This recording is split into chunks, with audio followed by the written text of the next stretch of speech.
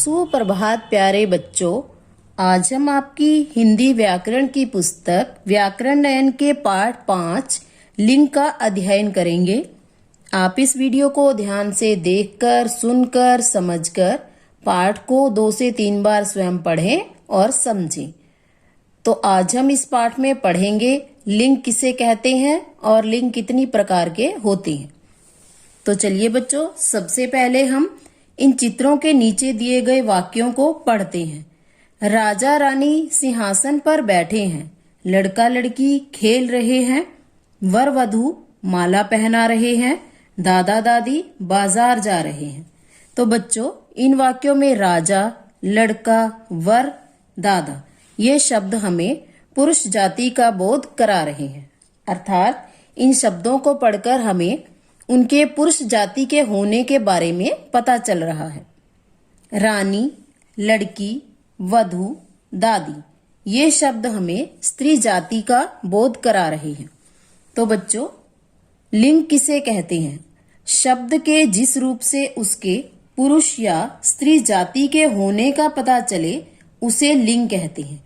अर्थात शब्द के जिस रूप से हमें यह पता चलता है कि वह पुरुष जाति के लिए प्रयोग किया गया है या स्त्री जाति के लिए प्रयोग किया गया है, उसे हम लिंग कहते हैं। लिंग के प्रकार। हिंदी भाषा में लिंग 2 प्रकार के होते हैं, पुल्लिंग और स्त्रीलिंग। पुल्लिंग जिस संज्ञा शब्द से पुरुष जाति का बोध होता है उसे पुल्लिंग कहते हैं। जैसे माली, गायक, शेर, अध्यापक, लड़का, घोड़ा आदि शब्द पुरुष जाति के लिए प्रयोग किए गए हैं, तो ये शब्द पुल्लिंग कहलाएंगे। स्त्रीलिंग जिस संज्ञा शब्द से स्त्री जाति का बोध होता है उसे स्त्रीलिंग कहते हैं। जैसे मालिन, गायिका, शेरनी, अध्यापिका, लड़की आदि ये शब्द स्त्री जाति का बोध करा रहे हैं, तो ये स्त्रीलिंग कहलाएंगे। बच्चों, लिंग की पहचान वाक्य में आए क्रिया शब्दों से भी की जा सकती है। जैसे बकरा बैठा है, बैठा है क्रिया शब्द बकरा के लिए प्रयोग किए गए हैं, तो बकरा पुल्लिंग शब्द है। गिलास टूट गया क्रिया शब्द गिलास के लिए प्रयोग किए गए हैं, तो गिलास पुल्लिंग है।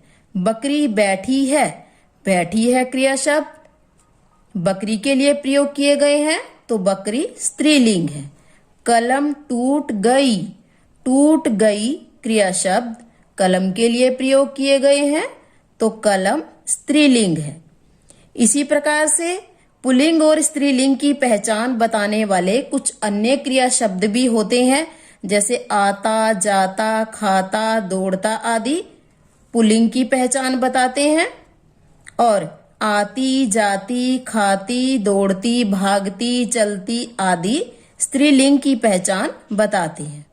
इसी प्रकार से बच्चों, कुछ शब्द हमेशा पुल्लिंग होते हैं, जैसे मच्छर, कौवा आदि, और कुछ शब्द हमेशा स्त्रीलिंग होते हैं, जैसे तितली, मछली आदि। इस प्रकार के शब्दों से पहले नर या मादा लगाकर पुल्लिंग या स्त्रीलिंग की पहचान की जा सकती है। जैसे नर मच्छर, नर कौवा, नर तितली।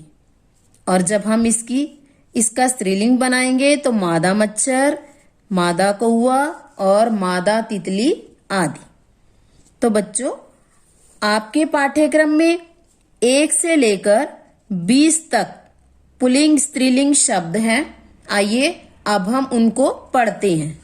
चाचा, चाची, नाना, नानी, मामा, मामी, ताऊ, ताई, बेटा, बेटी, बकरा, बकरी, मुर्गा, मुर्गी, मौसा, मौसी, पुत्र, पुत्री, दास, दासी, छात्र, छात्रा, शिष्य, शिष्या, लेखक, लेखिका, बालक, बालिका, गायक, गायिका, सेवक, सेविका, बूढ़ा, बुढ़िया, चूहा, चूहिया, ऊंट, ऊंटनी, मोर, मोरनी।